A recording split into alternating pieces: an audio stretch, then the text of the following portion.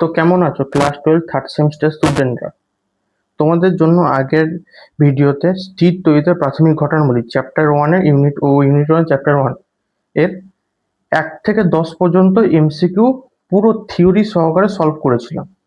এবার 11 থেকে স্টার্ট হচ্ছে। চলো দেখি 11 নম্বরটা কি বলছে। একটি এবনাইট দণ্ডকে পশম দিয়ে ঘষলে এটি ঋণাত্মক আধানে আহিত হয়। কারণ ঋণাত্মক আধানে আহিত হয় কেন? আমাদের জানতে হবে ধনাত্মক আধানে কখন আহিত হচ্ছে, ঋণাত্মক আধানে কখন আহিত হচ্ছে, সেটা আমাদের জানতে হবে। চলো দেখি ধনাত্মক আধান আর ঋণাত্মক আধান কখন কখন হয়।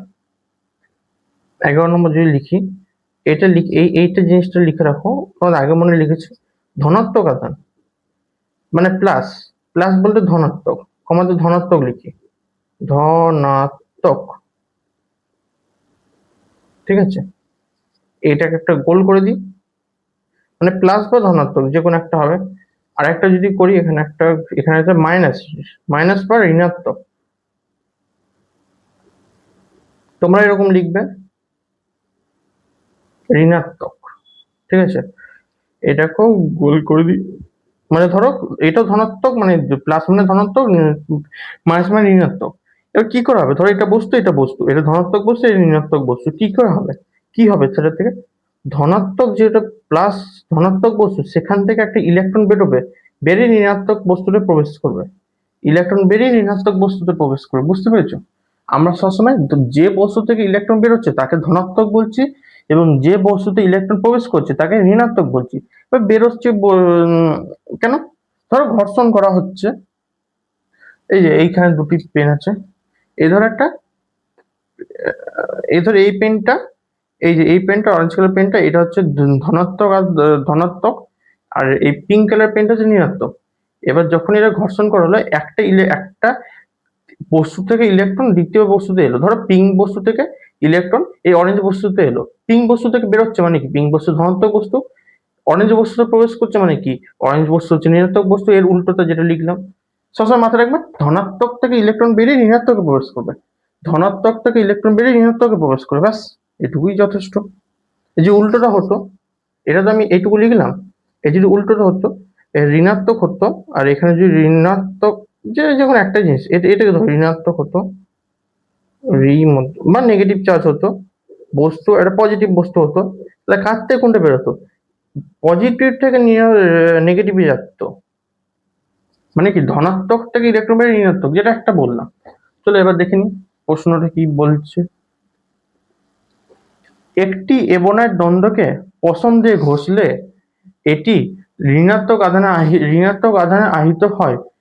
কারণ ঋণাত্মক আধান কখন হবে, যখন তার মধ্যে ইলেকট্রন প্রবেশ করবে, তার মধ্যে ইলেকট্রন প্রবেশ করবে। এবনাইট দ্বন্দ্বে ইলেকট্রন যুক্ত হয় মানে প্রবেশ করা, এই এবনাইট দ্বন্দ্বে ইলেকট্রন যুক্ত, এটাই অ্যান্সার। দেখো অ্যান্সার ঠিকই আছে। তারপরে দেখিনি এবনাইট দ্বন্দ্ব থেকে প্রোটন বেরিয়ে, প্রোটনের কোনো গল্প এখানে নেই। প্রোটন এবনাইট দ্বন্দ্বে প্রোটন যুক্ত হবে না, আর এবনাইট দ্বন্দ্ব থেকে ইলেকট্রন বেরিয়ে যাবা, যদি এখানে ধনাত্মক বলতো তখন বেরিয়ে গেলে ঠিক ছিল, কিন্তু ঋণাত্মক বলেছে তার মানে কি ইলেকট্রন যুক্ত হচ্ছে। কি বললাম, ধনাত্মক থেকে বেরিয়ে ঋণাত্মকে যুক্ত হচ্ছে, তাহলে 11টা আনসার হচ্ছে এবনাইট দ্বন্দ্বে ইলেকট্রন যুক্ত হয়, তার জন্য একে ঋণাত্মক আধান আহিত হয় এর জন্য।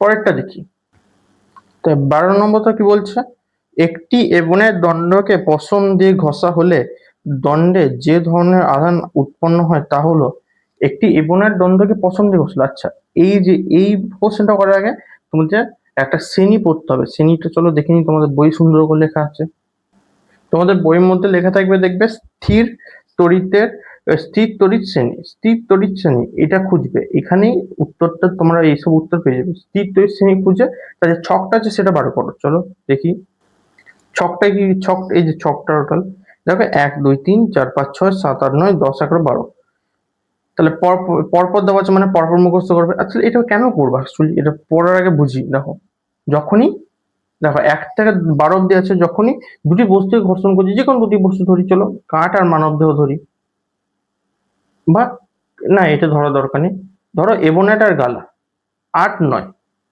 এই দুটোকে ঘষলে, মানে যখনই ঘর্ষণ হচ্ছে, আমি কি বলছি, ঘর্ষণ হলে একটা বস্তু থেকে ইলেকট্রন বেরিয়ে দ্বিতীয় বস্তু ইলেকট্রন প্রবেশ করবে, এবার যদি এই যে এবনাইট এবং গালা দুটোকে ঘর্ষণ করা হয়, তাহলে কার থেকে কার ইলেকট্রন প্রবেশ করবে, সেটাই জন্য এই শ্রেণীটা তৈরি। দেখো এবনাইট 8 নম্বর আছে, আগে আছে, যে আগে থাকবে সে হচ্ছে পজিটিভ এবং তার থেকে ইলেকট্রন বেরোবে, এবং যে পরে থাকবে সে হচ্ছে নেগেটিভ, তার মধ্যে ইলেকট্রন প্রবেশ করবে। এইটুকু ছোট লিখে রাখো। চলো দেখি এইটুকু ছোট লিখে নি, এটাকে সরিয়ে দিয়ে এই 12 নম্বর। প্রথমে হয়েছে, প্রথমে আছে, যে প্রথমে আছে, প্রথমে আছে, যে প্রথমে আছে তার কি হবে, সে হচ্ছে ধনাত্মক আধান, ধনাত্মক আধান, ধনাত্মকের সাইন কোনটা, পজিটিভ। আধানে আহিত হবে মানে আধান, আর ধনাত্মক আধান হবে মানে, মানে কি হবে, মানে ধনাত্মক আধান হবে, তার মানেই হচ্ছে তার থেকে ইলেকট্রন বেরোবে, মানে সেই মনে মানে মানে এই বস্তু থেকে, এই বস্তু থেকে, বস্তু বস্তু থেকে ইলেকট্রন বেরোবে, ইলেকট্রন বেরোবে। আচ্ছা, এটা আমরা বেরোবে, এটা আমি না লিখে ডাইরেক্ট মুখে বললে হতো, কিন্তু এগুলো তো আমরা ছোট ছোট লিখে রাখবে, তাহলে পরীক্ষার সময় কাজে আসবে। আবার প্রথমে যে আছে, ধরো প্রথমে যে আছে তার, সে হচ্ছে ধনাত্মক আধান, মানে এই বস্তু থেকে ইলেকট্রন বেরোবে। আর হচ্ছে পরেরটা হচ্ছে ঋণাত্মক আধান, পরের পরে যে আছে, পরে পরে যে আছে, আছে সে হচ্ছে, পরে যে আছে সে হচ্ছে ঋণাত্মক আধান। এটা একটু বুঝে নিও, তা তোমাদের কনফিউশন হবে না, এগুলো লিখে রাখলে কনফিউশন হবে না। ঋণাত্মক আধান মানে পরে যে আছে তার ঋণাত্মক আধান, মানে এই বস্তু থেকে, এই বস্তু থেকে ইলেকট্রন, এই বস্তুতে ইলেকট্রন প্রবেশ করবে, বস্তুতে ইলেকট্রন প্রবেশ করবে,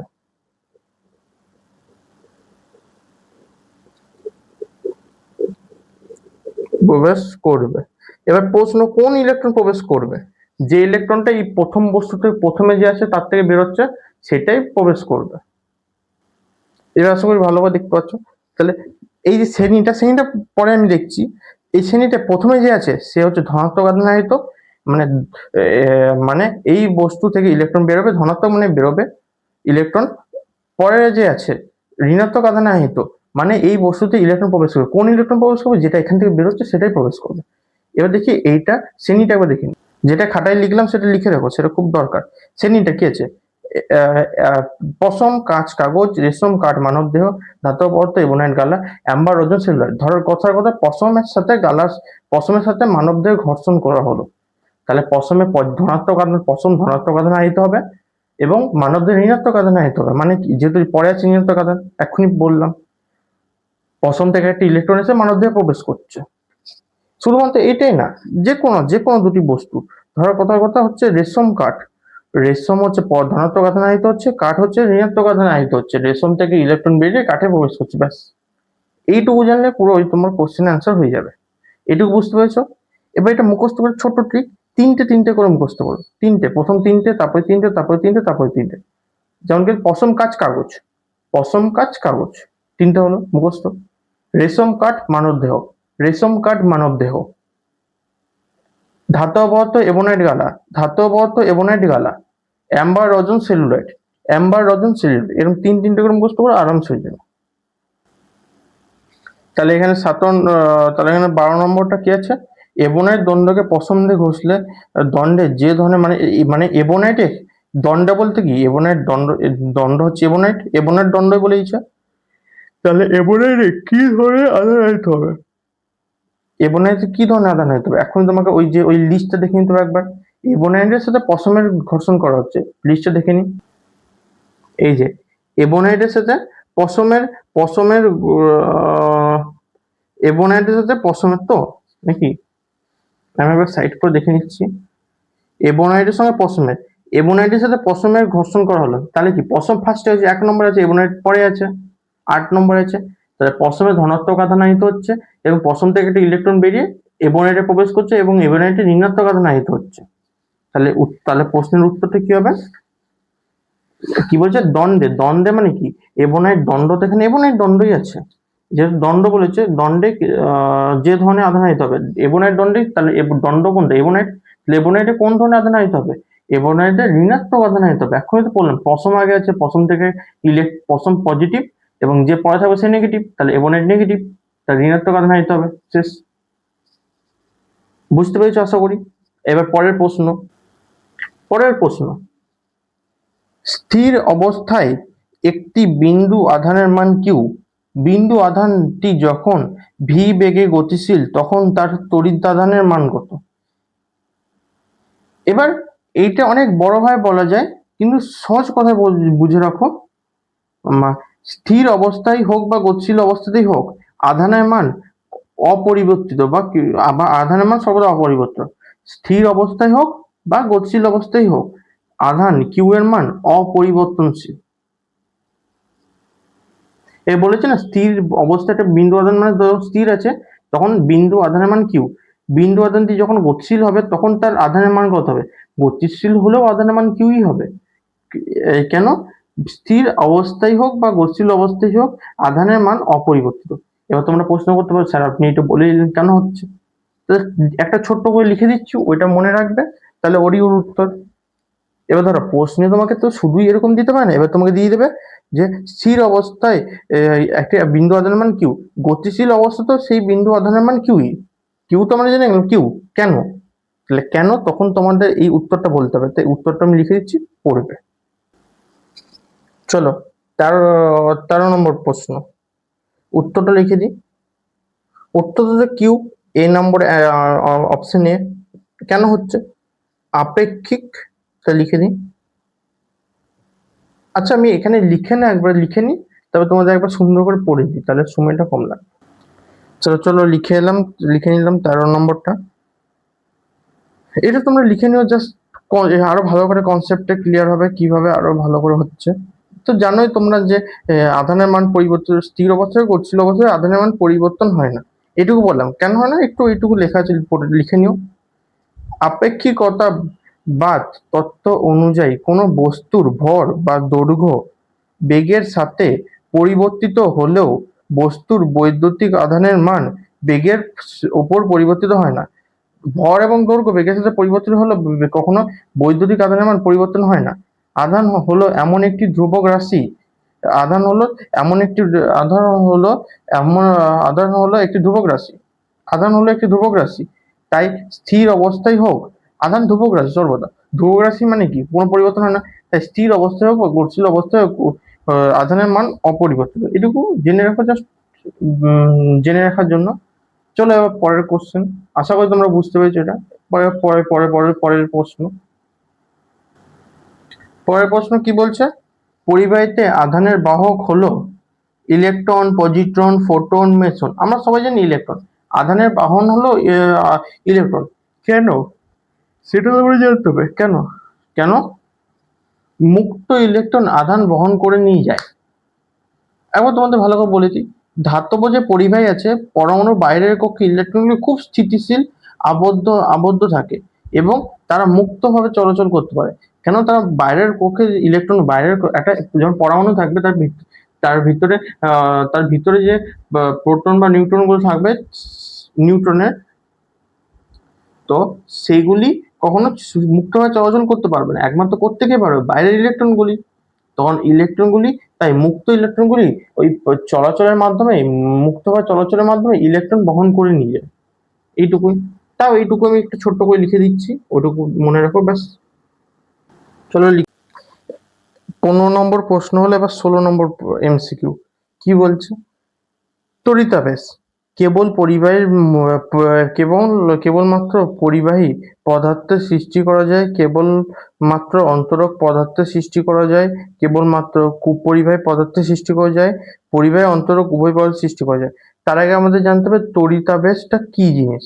ঠিক আছে, তড়িতাবেশ কি? তড়িতাবেশ হলো তড়িতাবেশ হলো কোনো পরিবাহীকে স্পর্শ না করে তার কাছে একটি আহিত, মানে ধরো কোনো একটা পরিবাহী, তাকে কোনো কিছুতে স্পর্শ করালাম না, জাস্ট তার সামনে একটা আহিত মানে চার্জ, মানে যার মধ্যে আধান আছে, তাকে আমি তার কাছে আনলাম। চার্জ আহিত, সে আহিত মানে তার কাছে চার্জ আছে, সেরকম বস্তু তার সামনে আনলে পরিবাহীটি সাময়িকভাবে, মানে যে পরিবাহী যে পরিবহন করতে পারে আধানকে, সেরকম যে কোনো একটা অনাহিত বস্তু সাময়িকভাবে চার্জ উৎপন্ন করা যায়। মানে ধর একটা একটা অনাহিত বস্তু যে পরিবহন করতে পারবে, তার সামনে একটা আহিত বস্তুকে নিয়ে এলাম, তাহলে সে যে অনাহিত বস্তু মানে যার মধ্যে চার্জ নেই, তার মধ্যে সাময়িকভাবে চার্জ সৃষ্টি হবে এবং বিদ্যুৎ সৃষ্টি হবে। এটাকেই বলছে তড়িতাবেশ। তড়িতাবেশ আবার দুই প্রকার। দেখো, এই কোশ্চেনটা পড়ার আগে একটু কনসেপ্ট বোঝা উচিত। তড়িতাবেশ দুই প্রকার, স্থির তড়িতাবেশ আর এটা হচ্ছে তড়িৎ চুম্বকীয় আবেশ। স্থির তড়িতাবেশ এবং তড়িৎ চুম্বকীয় আবেশ। আমাদের এখানে স্থির তড়িতাবেশ বলা হয়েছে, তো স্থির তড়িতাবেশটা পড়ে তারপরে এই কোশ্চেনটা পড়তে হবে। তো আমি এক মিনিটে আমি এটা লিখে তোমরা দেখো এটা সুন্দরভাবে, ঠিক আছে? তো দেখো লিখে দিয়েছি, এটা পড়বে। কি পড়বে? তড়িতাবেশ হলো কোনো পরিবাহীকে স্পর্শ না করে, কোনো পরিবাহী যে তড়িৎ পরিবহন করতে পারে, সে নিস্তড়িতই হোক না কেন, সে নিস্তড়িত কিন্তু পরিবহন করতে পারে চার্জ, সেরকম একটা পরিবাহীকে তার কাছে একটি আহিত বা চার্জ যুক্ত বস্তু এনে পরিবাহীটিকে সাময়িক বিদ্যুৎ বা চার্জ উৎপন্ন করার প্রক্রিয়া। তোমরা যদি বুঝতে পারছো না, আরো সহজে ভেঙে বলবো, আরো সহজে। এবার এই যে তড়িতাবেশ, এটা দুই প্রকার, স্থির তড়িতাবেশ এবং তড়িৎ চুম্বকীয় আবেশ। এবার স্থির তড়িতাবেশ কি? স্থির তড়িতাবেশটা তোমাদের বইয়ে লেখা আছে, বই থেকে পড়ে নিয়ে টুকু দেখো, তোমাদের বইতে ভালো করে লেখা আছে, এটা 6 নম্বর পেজ। তোমাদের বইটা আলাদাও পেজ হতে পারে, যেহেতু এটা 1 বছর পুরনো সেই হিসাবে। তাহলে কি লেখা আছে দেখো, তড়িতাবেশ আমি যেটা বললাম সেটুকু আগে লিখে নেবো, কিন্তু ওইটুকু যেটা আমি বললাম ভালো করে ভিডিওটা আগে করে ওই লিখে নেবে, দুটো লিখে নেবে যে তড়িতাবেশ দুই প্রকারের, একটা হচ্ছে স্থির তড়িতাবেশ, একটা হচ্ছে তড়িৎ চুম্বক আবেশ। এবার তোমাদের বইটা পড়া যাক। একটি আহিত বস্তুকে একটি অন্তরক বা পরিবাহীর কাছে এনে তাকে সাময়িকভাবে আহিত করার পদ্ধতিকে তড়িতাবেশ বলে। স্থির তড়িতাবেশটা কি? একটি আহিত বস্তুকে একটি অন্তরক পরিবাহীর কাছে আনলে, একটি আহিত বস্তুকে মানে একটি আধান আছে সেরকম একটা বস্তুকে একটি অনাহিত বস্তুর কাছে আনলে, অন্তরক পরিবাহীর কাছে আনলে, অন্তরক পরিবাহী মানে কি একটি আহিত পরিবাহী।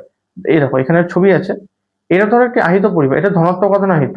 এই যে এ নম্বর ডান্ডাটা আছে, এই নম্বর এইটুকুটা, এটা ধনাত্মক আধান আহিত। একে যখন একটি অন্তরক পথে, ধর এটার মধ্যে কোনো আধান নেই, এই যে বি থেকে সি, এইটার মধ্যে কোনো আধান নেই, এটা যখন সামনে আনবো, কি হবে সামনে আনলে? এটা দেখো, এটা তড়িৎ পরিবহন করতে পারে কিন্তু এর মধ্যে কোনো আধান নেই। অন্তরক অন্তরক পরিবহনের কাছে আনলে সাময়িকভাবে অন্তরক বা পরিবাহীর নিকটতম প্রান্তে বিপরীত ধরনের আধান এবং দূরতম প্রান্তে সমান আধান সৃষ্টি হয়, একই ধরনের আধান সৃষ্টি হয়। আহিত বস্তু সরিয়ে নিলে এই অন্তরক বা পরিবাহী আধান লোপ পায়। মানে ধরো এই যে বিসি, এটা কোনো আধান নেই, যখনই আমি এবার আমি একটা যখনই আমি এই কাচদণ্ডটাকে আনলাম, এই যে কাচদণ্ডটাকে আনলাম, এর মধ্যে আধান আছে প্লাস। এবার এটার মধ্যে কিছু নেই, যখন এর যে সামনের প্রান্তটা যেটা কাচদণ্ডের সাথে আছে, সেটা এর বিপরীত আধানে আহিত হবে। মানে কি, এটা ধনাত্মক আছে, এর বিপরীতটা কি হবে? ঋণাত্মক আধান এখানে থাকবে এবং ধনাত্মক আধান তার উল্টো দিকে চলে যাবে। এইটা তো টোটাল ঋণাত্মক ধনাত্মক মিলে সমান। তো তোমাদের একটা খাতায় ছবি দেখি একে বোঝায়। এই দেখো, ধরো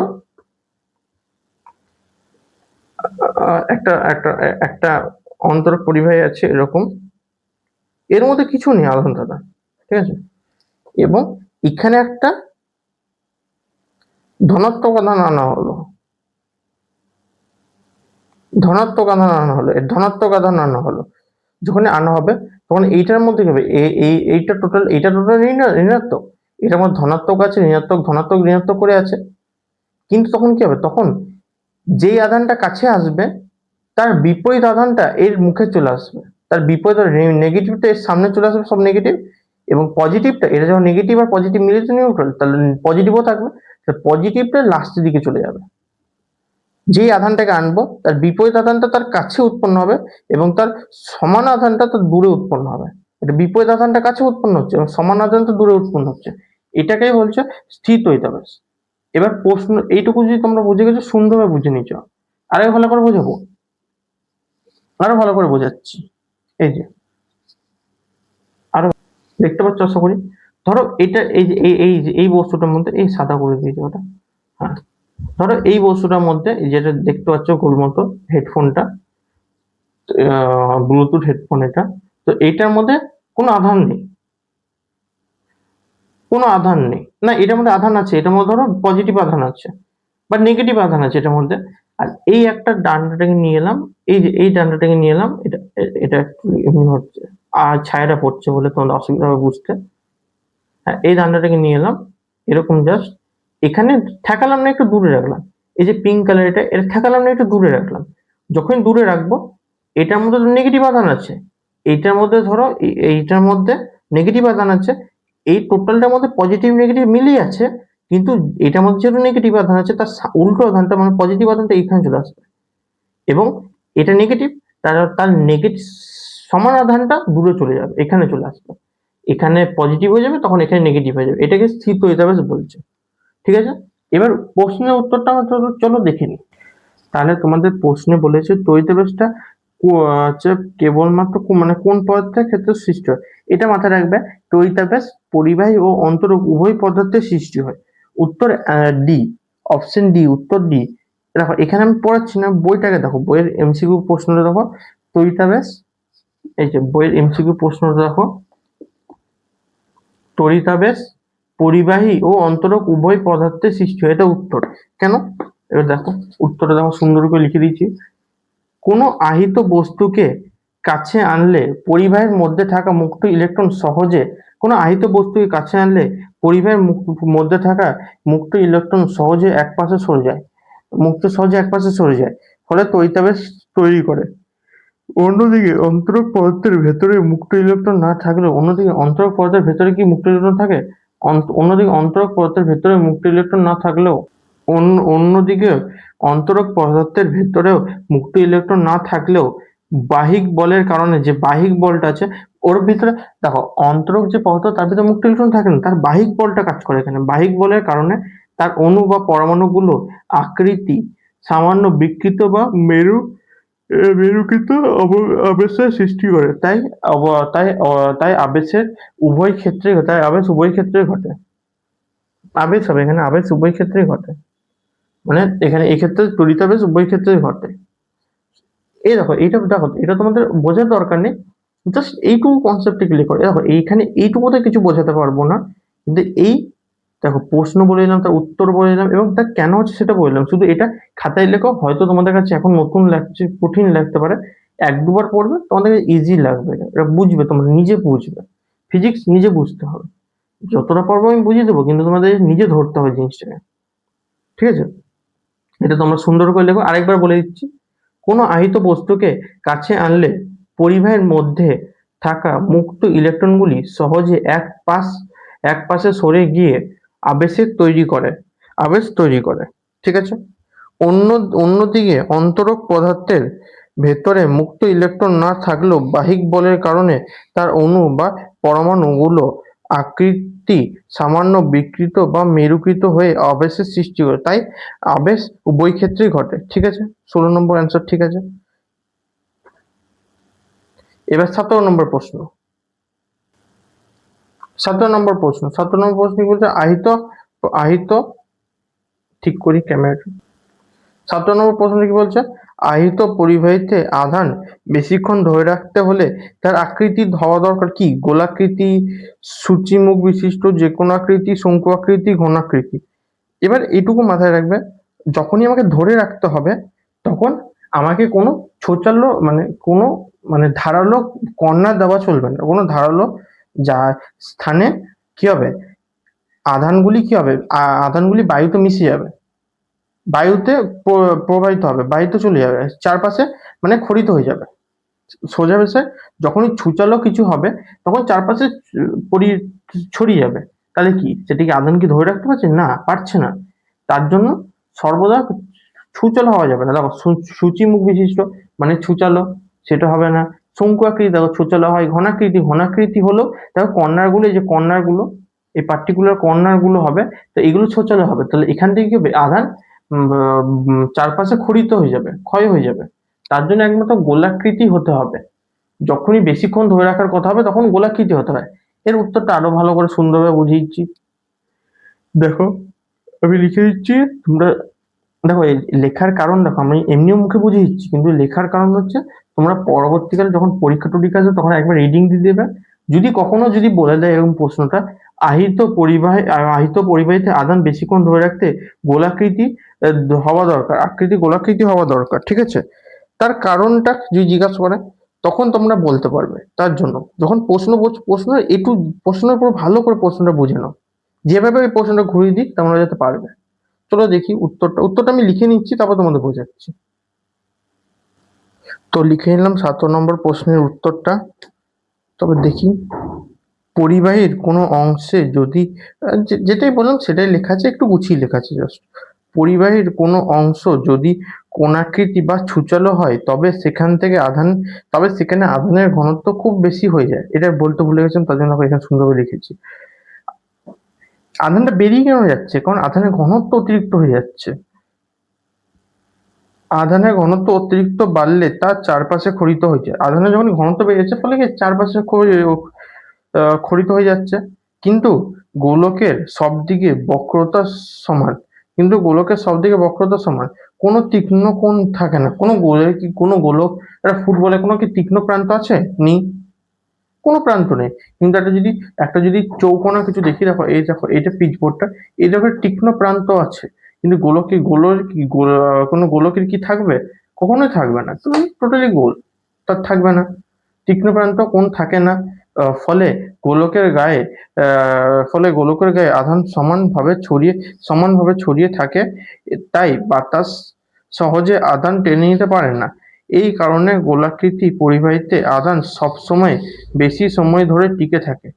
একই উত্তর, জাস্ট তীক্ষ্ণ প্রান্ত থাকে না, ফলে বেরোতে পারছে না, তাই সমানভাবে ধরে রাখতে পারছে। এটা হয়ে গেল। এবার হচ্ছে 18 নম্বর প্রশ্ন, 18 নম্বর প্রশ্নের এবং উত্তর। 17 নম্বর অবধি হলো, এবার হচ্ছে 18 নম্বর প্রশ্ন। কি বলছে 18 নম্বর প্রশ্নে? বজ্রপাতের সময় অপেক্ষাকৃত নিরাপদ আশ্রয়স্থল হলো, মানে যখন বজ্রপাত হবে তখন সব থেকে বেশি নিরাপদ আশ্রয়স্থল কোনটা? নিরাপদ আশ্রয়স্থল বৃক্ষতল। আমরা কি জানি, যখন বজ্রপাত হচ্ছে তখন কোনো উঁচু জায়গায় তলায় দাঁড়াতে নেই। বৃক্ষস্থল হবে না, কারণ বৃক্ষস্থলে গাছটা মাটির থেকে অনেক উঁচুতে। ফলে কি হয়, বিদ্যুৎ কোথায় পড়ে? বিদ্যুৎ এমন জায়গায় পড়ে যেখান থেকে তার গ্রাউন্ডে ট্রাভেল করতে কম সময় লাগে। ধরো আর পুরো ফাঁকা, এই ধরো এটা একটা গ্রাউন্ড স্তর। এবার এইখানে ধরো একটা গাছ আছে, এই যে পিঙ্ক পেনটা গাছ। ধরো বিদ্যুৎটা এখানে যদি পড়তে হয় তাহলে তখন বেশি ডিস্টেন্স কভার করতে হয়। এখানে ধরো মেঘ, এখান থেকে যদি পড়তে হয় বেশি ডিস্টেন্স কভার করতে হবে। কিন্তু যদি বিদ্যুৎটা যদি এই উপর থেকে পড়ে এইখানে যে গাছটার উপরে পড়ে, ফলে কি কম ডিস্টেন্স কভার হচ্ছে, গাছ তো মাটির সাথে লেগে গেছে, ফলে বিদ্যুৎ তো ট্রাভেল করে যাবে। এইটাই হচ্ছে বিদ্যুতের একটা ধর্ম। ও সবসময় কি চায়, কম দূরত্ব ট্রাভেল করতে চায়। তার জন্য যখনই উঁচু জিনিস হবে তখন সেখানে ভয়। তার জন্য বৃক্ষতল ভয়। টেলিগ্রাফ বা টেলিফোনের পোস্ট, সেটাও ভয়, কারণ টেলিফোন গ্রাফটা উঁচু হচ্ছে, যথেষ্ট উঁচু আছে, তো ফলে ওখানে বিদ্যুৎ পড়লে তার নিচে দাঁড়ালে তো ভয়। বজ্রবাহ যুক্ত বাড়ি। বজ্রবাহ মানে কি, বজ্রবাহ মানে এমনই একটা যন্ত্র যেটা বিদ্যুৎকে থেকে কোনো ক্ষতি হতে দেয় না সেই বাড়িটাকে। তাহলে যেই বাড়িটাতে বিদ্যুৎ পড়লে কোনো ক্ষতি হবে না, সেই বাড়িটায় যদি তুমি থাকো তাহলে তোমার কি ক্ষতি হতে পারে? হবে না ক্ষতি। তার জন্য তো বজ্রবাহর নাম। বজ্রবাহ হচ্ছে একটা ধরো বাড়ি, ছোট্ট করে এখানে দেখিয়ে দিই তোমাদের। একটা বাড়ি, এই ধরো একটা বাড়ি, এটা বাড়ি না, একটা বিল্ডিং ধরো, ঠিক আছে? ছোট ছোট বিল্ডিং এর পার্ট, ঠিক আছে? এবং এই যে মাথাটা হচ্ছে একটা বজ্রবাহ সৃষ্টি থাকে, এই মাথাটা একটা বজ্রবাহ সৃষ্টি থাকে। এবার যখন এখানে কারেন্ট পড়বে তখন কি হবে, বজ্রপাত তীক্ষ্ণ, দেখো তীক্ষ্ণ প্রান্তগুলো আছে, তীক্ষ্ণ প্রান্তে কারেন্ট পড়বে। এবার আমরা কি এবার এবং এই যে কারেন্টটা এখান থেকে একটা তার গিয়ে, এই যে এখান থেকে একটা তার গিয়ে গিয়ে গিয়ে মাটিতে একটা পোল করা থাকে, এ ধরো একটা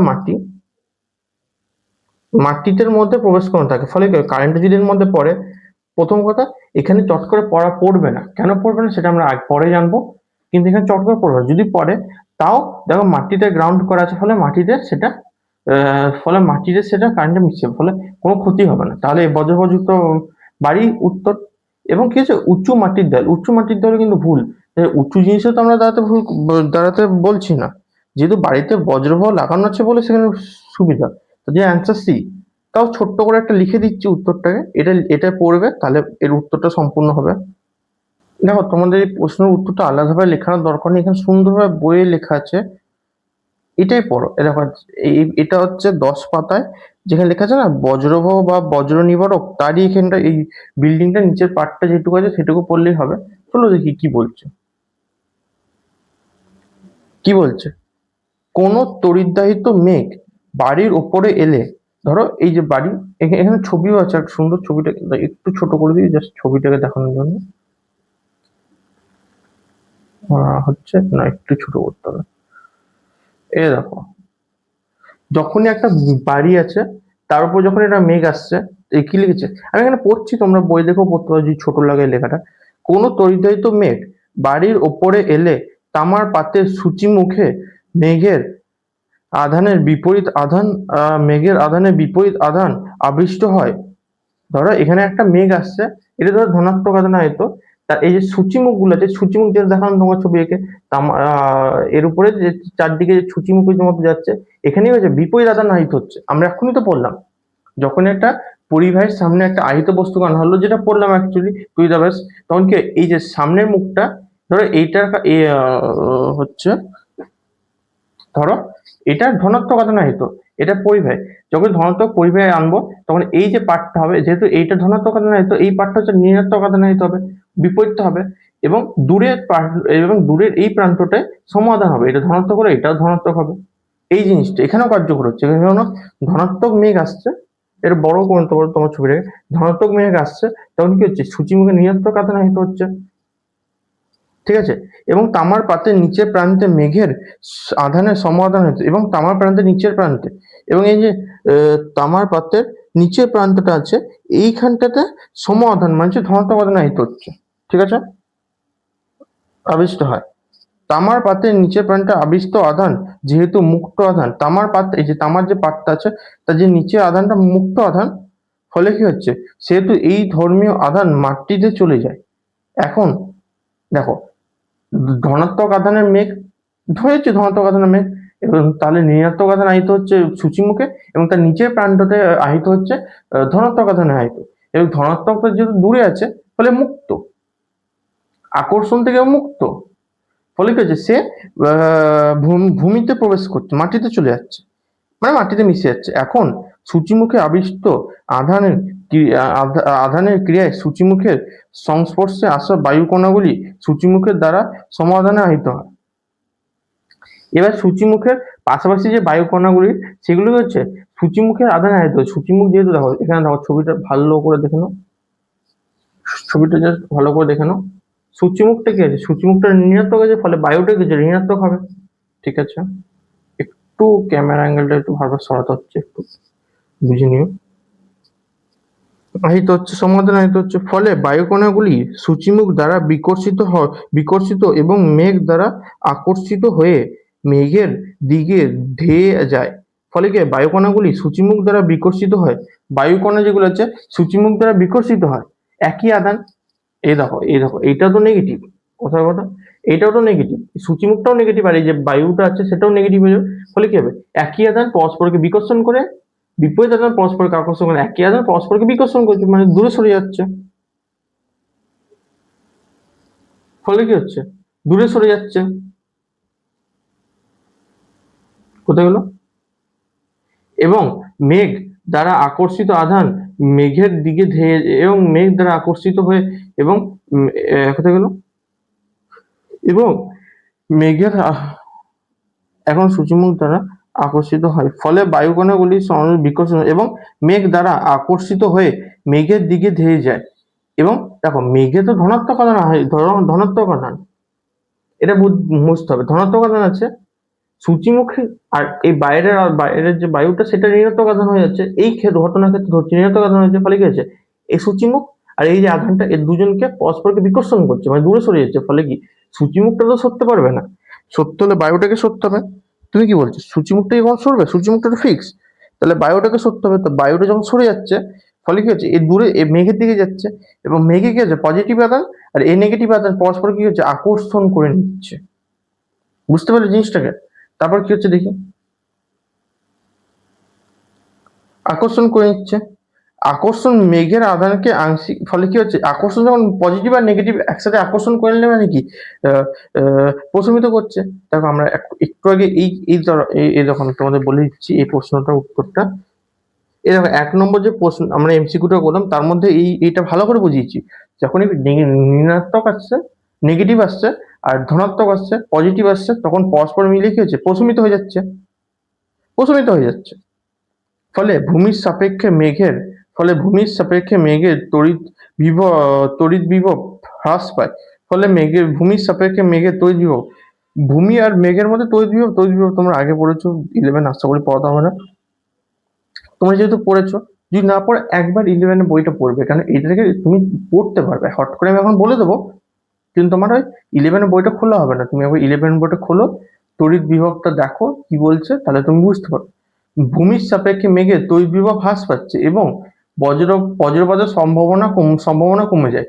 এই কারণে বজ্রবাহকে তড়িৎ নিবারকও বলা হয়। তাহলে বুঝতে পারলে বজ্রবাহ তাহলে এই দেখো, এই জন্যই তো ওই বিল্ডিংটা, যে বিল্ডিং এ ধরো যেই বাড়িতে, যে উঁচু বাড়িতে বজ্রবাহ লাগানো, তার জন্য সেফ। এত বললে এটা ছোট্ট করে লিখে নেবে, এটা সুন্দর করে এখান থেকে তুমি লিখে নিতে পারো চাইলে। এরকম লিখে নাও স্টপ করে, আর না হলে তোমরা বই থেকে খুঁজে লিখে নিতে পারো। এবার ভালো করে এই জায়গাটা বুঝবে, আমি ভালো করে সুন্দর আরেকবার বুঝিয়ে দিচ্ছি। ধরো একটা মেঘ ধরো একটা সূচিমুখ, আর একটু বড় করে যাবে এটাকে, তো তোমার এইটাকে আটকে যাবে না? ঠিক তো, ঠিক ঠিক না, ঠিক আছে, পুরো ঠিক আছে। আর একটু ছোট করে দিই। হুম, ঠিক আছে। ধরো একটা মেঘ আছে, এই বিল্ডিং এর উপর দেখো সূচিমুখটা আছে, এখান থেকে তামার পাত করে জাস্ট মাটিতে গ্রাউন্ডেড করা আছে, জাস্ট তামার পাতটা ভূমি সংলগ্ন প্রান্তে করা আছে। এবার যখন এই মেঘ আসছে, মেঘ তো যে কোনো একটা আধান আসছে, ধরো ধনাত্মক আধান আসছে, ধনাত্মক দিয়ে বোঝাচ্ছে, ধনাত্মক দিয়ে বোঝাচ্ছি। ফলে কি হচ্ছে, আমরা কি বললাম এখন, যখন একটা ধনাত্মক আধানকে একটা পরিবাহের কাছে আনলে, তার সামনের প্রান্তটা এই ধরো সূচিমুখটা সবার সামনের প্রান্ত, এটা ঋণাত্মক আধান আহিত হচ্ছে, এবং এর নিচের যে প্রান্তটা আছে এখানে ধনাত্মক আধান আহিত হচ্ছে। সমাধান সমাধান দূরে এবং বিপরীত আধানের কাছে হচ্ছে। এটা এক্ষুনি আমরা তড়িতাবেশ থেকে বুঝলাম। এবার যখনই দূরের আধান যেটা ধনাত্মক আধান এখানে হবে, সেটা মুক্ত। কেন, দেখো এটা পজিটিভ, এটা নেগেটিভ, এরা আকর্ষণ করছে, কিন্তু এ তো কখনো আকর্ষণ করছে না, এ মুক্ত। এ তখন ধীরে ধীরে চলে চলে চলে লাস্টে ভূমিতে প্রবেশ করছে, ঠিক আছে। এবার কি হচ্ছে, এবার এই যে সূচিমুখে ঋণাত্মক আধান আছে, এই ঋণাত্মক আধানগুলি পার্শ্ববর্তী যে বায়ুগুলো আছে, বায়ুতে বায়ুতে ছড়িয়ে পড়ছে। দেখো সূচিমুখ আমরা কি বললাম, যখন সূচিমুখ হবে, সরু হবে, তখন কি হবে, আধানটা কি হবে, ক্ষয় হবে। ক্ষয় হয়ে কি চারদিকে সরিয়ে যাবে, ফলে এই যে বায়ুটা হচ্ছে ঋণাত্মক আধান। এবার কথার কথা ধরো এইটাও ঋণাত্মক, এইটাও ঋণাত্মক, ফলে কি হবে, এরা পরস্পরকে বিকর্ষণ করবে। এইটাও ঋণাত্মক, এইটাও ঋণাত্মক, পরস্পরকে বিকর্ষণ করবে। সেমনি বায়ুটাও ঋণাত্মক, সূচিমুখটাও ঋণাত্মক, ফলে কি হবে, বিকর্ষণ করবে। এবার দেখো বিকর্ষণ তো সূচিমুখ তো আর কখনো যেতে পারবে না। সূচিমুখ কোথায় যাবে, সূচিমুখ তো একবারে বিল্ডিং এর সাথে কানেক্ট করা আছে, ছাদের সাথে। তাহলে বায়ুটাকে সরতে হবে, তাহলে বায়ুটাই দূরে মেঘের দিকে চলে যাচ্ছে। এই যে এই বায়ুটা, এইটা দুজনের মধ্যে যদি বিকর্ষণ হয়, তাহলে এ তো যেতে পারবে না, তাহলে একে যেতে হবে। তাহলে এই মেঘের দিকে যাচ্ছে, মেঘের দিকে যখনই যাচ্ছে, ফলে কি হচ্ছে, মেঘে ধনাত্মক, এ ঋণাত্মক, ফলে কি হচ্ছে, মেঘ একে আকর্ষণ করে নিচ্ছে। মেঘ এই বায়ুগুলোকে আকর্ষণ করছে। এবার আকর্ষণ করলে কি হচ্ছে, ধনাত্মক আর ঋণাত্মক মিলে নিস্তড়িত হয়ে যাচ্ছে। 1 নম্বর এমসিকিউ থেকে ভালো করে বুঝলাম জিনিসটাকে, নিস্তড়িত হয়ে যাচ্ছে, ফলে কি হচ্ছে, মেঘের যে টোটাল আধান সেটা কমে যাচ্ছে। এবং যখন টোটাল আধান কমে যাচ্ছে তখন বায়ু মেঘের সাথে যে ভূমিটা আছে তার তড়িৎ বিভবটা হ্রাস পাচ্ছে। তড়িৎ বিভবটা আমি আরো বলছি, 11 বইতে ভালো করে পড়ো, তাহলে তোমরা বুঝতে পারবে না, তাহলে তোমরা কনসেপ্টটা ক্লিয়ার করতে পারবে। তড়িৎ বিভব হ্রাস পাচ্ছে, ফলে ফলে যে ওই কি বলে বজ্রপাতের যে পড়ার সম্ভাবনাটা সেটা কমে যাচ্ছে, ব্যাস এইটাকেই।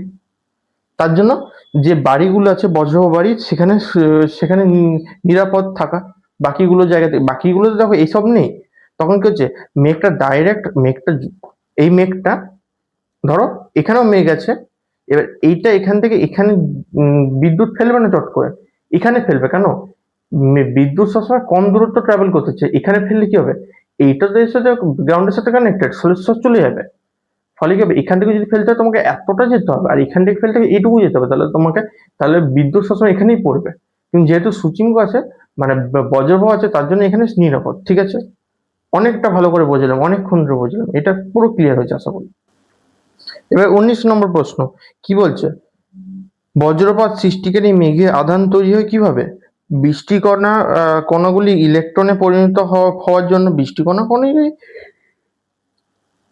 আচ্ছা তোমরা এখানে এই যে অপশনটা পড়েই তো তোমরা বুঝতে পারছো, বৃষ্টিকণা কি কখনো ইলেকট্রনে পরিণত হতে পারে? নয়। পৃথিবীর তড়িৎ ক্ষেত্রের জন্য দেখো এটা আমরা জানি না, পড়তে হবে। সূর্যের দ্বারা আয়ন সৃষ্টির জন্য এটাও দেখতে হবে। জলকণাগুলি পরস্পরের ঘর্ষণের জন্য। তাহলে এই উত্তরটা কি একবার ভালো করে বুঝিয়ে দেখো। যখনই মেঘের মধ্যে যখনই বজ্রপাত সৃষ্টিকারী মেঘের মধ্যে আধান তৈরি হচ্ছে, এটা আমরা ছোট থেকে পড়েছি। দেখো ওর ভিতরে যখন ছোট ছোট জলকণা, ছোট ছোট জলের ফোঁটা, যেগুলো ফোঁটা বা কণা আছে, এবং বরফ কণা, কি হচ্ছে বরফ কণাগুলি বাতাসের তীব্র প্রবাহের ফলে ঘর্ষণ হচ্ছে। আমরা এখনই কি করলাম, ঘর্ষণ হলে কি হচ্ছে, ঘর্ষণ হচ্ছে তীব্র প্রবাহ আছে যেহেতু ওখানে, তাহলে ধাক্কা লাগছে এবং তাদের মধ্যে ঘর্ষণ ঘটছে। ঘটলে কি হচ্ছে, স্থির তড়িৎ বা আধান উৎপন্ন হচ্ছে। ফলে কি হচ্ছে, আমার স্থির তড়িৎ বা আধান মানে কি, মানে হচ্ছে এর ফলে পজিটিভ ও নেগেটিভ আধান আলাদা হয়ে জমা হচ্ছে। ফলে কি হচ্ছে, একটা মেঘে পজিটিভ নেগেটিভ আধান আলাদা হয়ে জমা হচ্ছে, এর ফলে তার মধ্যে আধান সৃষ্টি হচ্ছে। বুঝতে পেরেছো? আসল কারণ হচ্ছে, এবার দেখো তোমরা এটা হয়তো পড়ে নিলে, এটা অ্যাকচুয়ালি উত্তর হচ্ছে জলকণাগুলি পরস্পরের ঘর্ষণের ফলে। কিন্তু যদি উত্তরটা প্রশ্নটা এরকম দিত, পরীক্ষায় দেয় বজ্রপাত সৃষ্টিকারী মেঘের আধানগুলি তৈরি হয় জলকণাগুলির পারস্পরিক ঘর্ষণের ফলে, কেন বা কিভাবে উৎপন্ন হয়, তখন ছোট ছোট স্টেটমেন্ট দিয়ে দিল, তার মধ্যে তুমি যদি এই উত্তরটা জেনে রাখো তাহলে তোমরা পারবে। ভালো করে উত্তরটা বুঝে নিও। আমি বললাম ভালো করে কি হচ্ছে, বৃষ্টিকণা এবং বরফ কণা, যেহেতু মেঘের মধ্যে উপরে বরফ কণা কিছু কিছু ক্ষেত্রে থাকে, ফলে কি হচ্ছে তারা ঘর্ষণ করছে, ঘর্ষণ ঘটলে কি হবে, তারা স্থির তড়িৎ উৎপন্ন করছে, ফলে পজিটিভ আর নেগেটিভ আলাদা আলাদা হয়ে উৎপন্ন হচ্ছে, জমা হচ্ছে, এইভাবে আধান সৃষ্টি হচ্ছে। এটা ছোট্ট করে আমি লিখে দিচ্ছি, লিখে নাও ছোট্ট করে, পড়বে তাহলে বুঝতে পারবে। দেখো উত্তরটা লিখে দিয়েছি, মেঘের ভেতরে থাকা ছোট ছোট, আমি পড়ে নিচ্ছি, যদি হাতে লেখা অসুবিধা হয় তোমরা দেখে নিও। মেঘের ভেতরে থাকা ছোট ছোট জলের ফোঁটা, বরফ কণা বাতাসের তীব্র প্রবাহের মধ্যে যখন পারস্পরিক ঘর্ষণ ও ধাক্কা লাগে, তখন স্থির তড়িৎ বা আধান উৎপন্ন হয়। তা আধান উৎপন্নটা কাটা, এটা কেটে দিচ্ছি, আধান উৎপন্ন হয়। এর ফলেই মেঘে ধনাত্মক ও ঋণাত্মক, এটা ধনাত্মক ও ঋণাত্মক আধান আলাদা আলাদা হয়ে জমা হয়, বাস এই জন্য আধান উৎপন্ন হয়। শেষ। এবার 20 নম্বর প্রশ্ন। 20 নম্বর প্রশ্ন কি বলছে, বিচ্ছিন্ন আহিত পরিবাহের আধান পরিবাহের বাইরের পৃষ্ঠে অবস্থান করে, এই বক্তব্যটি সত্য কি সত্য নয়? বিচ্ছিন্ন আধান পরিবাহী আধান বাইরের পৃষ্ঠে অবস্থান করে, সত্য কি সত্য নয়, এটা দেখতে হবে। চলো উত্তরটা দেখি। ধরো এই দেখো, এটা নিয়ে এসেছি। ধরো এটা একটা বস্তু, এটা ছোট, এটাকে ছোট করছি, লেখাটা দরকার নেই দেখার, তুমি এটাকে দেখো। ধরো এটা একটা বস্তু, ঠিক আছে, এটা একটা বস্তু, এটা ধরো ধনাত্মক আধান আহিত, ঋণাত্মক হতো, চলো ঋণাত্মক তোমাদের জন্য ধরি, ঋণাত্মক আধান আহিত। ধরো 1 মিনিট, আমি এখন দুটো পেপার লাগবে জাস্ট। দেখো, ধরো এই ধনাত্মক আধান, এই টোটালটা ধনাত্মক আধান, এই যে দুটো পেপার দেখতে পাচ্ছ, এই যে দুটো, একটা পেপার দ্বিতীয় পেপার, এটা ধরো সেম আধান, তো যেহেতু পুরোটাই ধনাত্মক, তাহলে এইগুলো এইগুলো ধনাত্মক আধান হয়তো। ফলে কি হচ্ছে, এগুলো কি ধনাত্মক আধান, এই দুটোই ধনাত্মক আধান, ফলে কি হচ্ছে পরস্পরকে বিকর্ষণ করছে, বিকর্ষণ করছে মানে কি এও দূরে সরছে, এও দূরে সরছে, এও দূরে সরছে, এও দূরে সরছে, এবং সরতে সরতে কি হচ্ছে, এরা লাস্ট দূরত্ব কখন সরতে পারবে, একজন এই লাস্ট প্রান্তে প্রবেশ করছে, এই লাস্ট প্রান্তে, আর একজন এই দিকে একটু আগে দিয়ে এই দিকে লাস্ট প্রান্তরে প্রবেশ করছে। ফলে কি হচ্ছে, দুজনে একদম পরিবাহের বাইরের পৃষ্ঠে, বাইরের পৃষ্ঠ মানে কি এই যে গোলটা লাস্ট ইমাজিনেশনের গোলটা, এই যে লাস্ট যে গোলটুকুই, এর যদি ভিতরে কিছু না থাকতো, জাস্ট রিং হতো, তো এই বাইরে যেটুকু আছে ওইটাকে পরিবাহী, ওইটাকে বাইরের পৃষ্ঠ বলছে, এই বাইরের পৃষ্ঠে প্রবেশ করতে হচ্ছে। দেখো, এবার যদি আরো একটা যদি মাঝখানে আধান থাকে, কথার কথা, কোথায় গেল আর একটা পেপার, এই তো পেপারটা জাস্ট, আরেকটা যদি এরকম আধান থাকতো, ধর আরেকটা এই যে আধান, এটাও একটা আধান, এটা তো ধনাত্মক আধান, ফলে কি হচ্ছে এও এর থেকে বিকর্ষণ করতো, এও এর থেকে বিকর্ষণ করতো, ফলে কি হচ্ছে এও দূরে সরতে সরতে সরতে একদম লাস্ট প্রান্তে চলে যেত। এবং আবার যদি এখানে একটা থাকতো, তেমনি ও দূরে চলে যেত, এও দূরে চলে যেত, এইদিকে থাকলে এ এইদিকে চলে যেত, ফলে কি হচ্ছে চারদিকে সবাই চলে যেত, ফলে কি হচ্ছে সবাই বাইরের পৃষ্ঠে অবস্থান করতো। মানে বুঝতে পারছো, এইটাই হচ্ছে, এটা একটা ধর্ম, এই যে উত্তরটা, এটা একটা ধর্ম। মানে কি, পরিবাহের পরিবাহের আধান পরিবাহের বাইরের পৃষ্ঠে অবস্থান, এটা সর্বক্ষেত্রে সত্য, সে যে কোনো বস্তু হোক। দেখো, এখানে যদি, এখানে যদি এটা টোটাল ভর্তি, এটা যদি শুধুমাত্র যদি কোনো রকম, প্রথমে গিয়ে সর্বক্ষেত্রে সত্য, সর্বক্ষেত্রে সত্য হবে, নিরেট ও ফাঁপা পরিবাহের ক্ষেত্রে, যদি ফাঁপা হতো তাহলে তো বাইরের পৃষ্ঠে অবস্থান করতোই। আর যেটা যেহেতু গোল, গোলে কিন্তু ভিতরে যদি নিরেট হতো, নিরেট মানে ভর্তি, ফাঁপা মানে কি ভিতরে কিছু থাকতো না, রিং ধরতো ওর একটা, নিরেট মানে ভর্তি, এই ভর্তি হলেও কি হচ্ছে, এটা তো পরস্পরের থেকে দূরে সরে যাচ্ছে, ফলে কি হচ্ছে, এটা বাইরে পৃষ্ঠে অবস্থান করছে। এবং সেম, যদি যদি এখানে যদি এবার দেখো, কেবলমাত্র গোলাকার পরিবাহের ক্ষেত্রে, কেবলমাত্র গোলাকার পরিবাহের ক্ষেত্রে কি এটা কি গোলাকার পুরোপুরি নয়, এটা এটা আলাদা শেপ। ফলে কি হচ্ছে, এখানেও তো সেম ঘটনা ঘটছে। ধরো এই পেনটা, এখানে দুটি সমাধানে আয়ত, ফলে কি হচ্ছে এরা দুজনে দূরে চলে যাচ্ছে, এবং এই পাশাপাশি যদি এই দিকে দুটোই আধান রাখি, তো এরাও দুজনে দূরে সরে যাচ্ছে। ফলে কি হচ্ছে, ওরা বাইরের পৃষ্ঠে অবস্থান করছে, যে কোনো বস্তু, যে কোনো যাই হোক, সর্বক্ষেত্রে বাইরের পৃষ্ঠে অবস্থান করছে। এটা ছোট্ট করে লিখে দিচ্ছি, এটুকু মনে রাখবে তাহলেই যথেষ্ট। চলো লিখে এলাম 20 নম্বরের প্রশ্ন, পরে যাক। স্থির তড়িতের মূল ধর্ম হলো, এটা ধর্ম, স্থির তড়িতের মূল ধর্ম হলো সমপ্রকৃতির আধান পরস্পরকে বিকর্ষণ করে, এই বিকর্ষণের কারণে আধানগুলো একে অপরের থেকে সর্বোচ্চ দূরত্বে থাকতে চায়, বিকর্ষণ করছে তাই সেহেতু তারা সর্বোচ্চ দূরত্বে থাকতে চায়, যা কেবল পরিবাহের বাইরের পৃষ্ঠে সম্ভব। ধরো এখানে দুটি বস্তু আছে, ধরো এই একটা বস্তু, এখানে একটা পয়েন্ট দিচ্ছে, জাস্ট এখানে একটা বস্তু, এই পয়েন্ট দিয়ে দিলাম, এই দেখো এখানে একটা বস্তু, এখানে একটা বস্তু, ফলে কি হচ্ছে এখানে একটা বস্তু, এখানে একটা বস্তু, এরা পরস্পর থেকে যত দূরে সম্ভব তত দূরে থাকতে চায়। ফলে এই কি এখান থেকে এর বেশি, এই লাস্ট মাথার থেকে বেশি দূরত্ব যেতে পারবে না, আবার এই কি হচ্ছে এখান থেকে এই লাস্ট মাথার দূরত্ব বেশি যেতে পারবে না। ফলে কি, যারা যখনই সর্বোচ্চ দূরত্ব যেতে চাইবে, তখন তারা পরিবাহের বাইরের পৃষ্ঠে অবস্থান করবে। পরিবাহের আকৃতি যেমনই হোক না কেন, আধান সবসময় তার বাইরের পৃষ্ঠেই অবস্থান করবে, ভেতরে কোনো আধান থাকবে না, তাই এটি সর্বক্ষেত্রে সত্য। এটুকু লিখে নাও, এটাতে বললেই অনেক উত্তর, অনেক সুন্দর উত্তর হবে। কেন শুধুমাত্র এই প্রশ্নটা এরকম না যে যদি লিখে, তো এটা সর্বক্ষেত্রে বক্তব্য সর্বক্ষেত্রে সত্য, কারণ তখন তোমাকে লিখতে হবে যে সর্বোচ্চ দূরত্বে থাকতে চাই, তাই সেটা সবসময় বাইরের পৃষ্ঠে সম্ভব, একই আধান যেহেতু বিকর্ষণ করছে সর্বপৃষ্ঠে থাকতে, তাই সেহেতু তার বাইরের পৃষ্ঠে অবস্থান করছে। এটা অনেক সময় অ্যাসাসিন রিজনিংও দিতে পারে, তার জন্য এটা ভালো করে পড়তে হবে। এবার হচ্ছে 21 নম্বর প্রশ্ন। দেখো 21 নম্বর প্রশ্ন, এটা ট্রিক আছে, ছোট্ট একটা ট্রিক পর্ষদ থেকে। কি বলছে, একটি গোলকের ব্যাস 2 সেমি, গোলকটি ফাঁপা ও পরিবাহী, গোলকটিতে 12.56 ইউনিট আধান থাকলে ওর ভেতরের পৃষ্ঠে আধানের তন্মাত্রিক ঘনত্বের মান কত? দেখো আমরা এক্ষুনি কি বললাম, যে কোনো বস্তু হোক, নিরেট হোক, ফাঁপা হোক, গোলাকার হোক, যাই হোক, তার ভিতরের পৃষ্ঠে কোনো আধান থাকতেই পারবে না, সবসময় তার বাইরের পৃষ্ঠে আধান থাকবে না। তার ভিতরের পৃষ্ঠে কোনো আধান থাকবে না, তার বাইরের পৃষ্ঠে অবস্থান আধান থাকবে। তাহলে তার ভেতরের পৃষ্ঠে আধানের তলমাত্রিক ঘনত্ব, আধানের তলমাত্রিক ঘনত্ব বার করতে কি হবে? আধান তো বার করতে হবে। আধানের তলমাত্রিক ঘনত্ব কি? আধানটা বার করতে হবে। যেহেতু ভিতরে আধানই নেই, তার তলমাত্রিক ঘনত্ব জিরোই হবে। ধরো এই দেখো এখানে, এটা কত নম্বর প্রশ্ন? এটা হচ্ছে 21 নম্বর প্রশ্ন। এই দেখো 21 নম্বর প্রশ্ন। এখানে একটা এরকম নর্মাল পেজ নিয়ে দেখায় রিভিশনের জন্য, এখনকার জন্য। এই যে ধরো এখানে 21 নম্বর প্রশ্ন কি বলছে, একটা গোলাকার তার ভেতরের পৃষ্ঠে অবস্থান করছে। ধর তলমাত্রিক ঘনত্ব কি? তলমাত্রিক ঘনত্ব সূত্রটা জানি আমরা, হ্যাঁ নিশ্চয়ই জানি। তলমাত্রিক ঘনত্ব, ঘনত্ব তলমাত্রিক ঘনত্বকে ছোট করে নিই। তলমাত্রিক ঘনত্বকে আমরা রো দ্বারা ডিফাইন করি। রো রোর সাহায্যে লিখি, এরকম জাস্ট একটু রো, এরকম জাস্ট একটু রো দিয়ে দেবো, ঠিক আছে? রো দ্বারা ডিফাইন করি। Rho is equal to Q by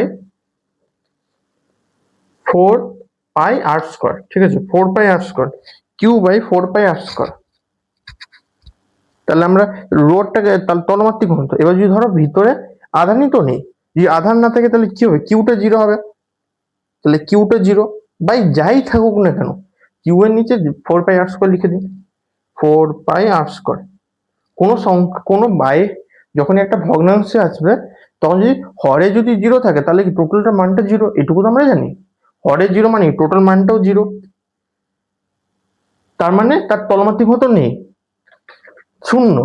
তাহলে উত্তর দেখো, প্রশ্নের উত্তর দেওয়া আছে এ নম্বর 0।